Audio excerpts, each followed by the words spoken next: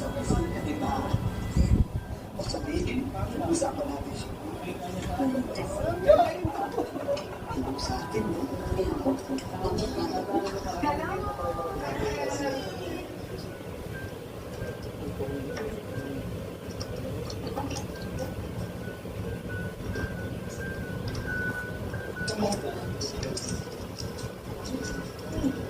Kumusta ka na?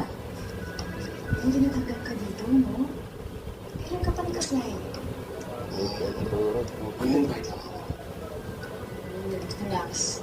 Sigurado ako na ito si Sir Roland sa credentials mo. Alahin mo yun, no? Magiging office mates ko na. Oo nga eh. Tandaan na nga naman.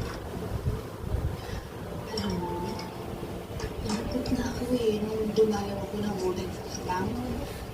Tapos wala ka na pala doon.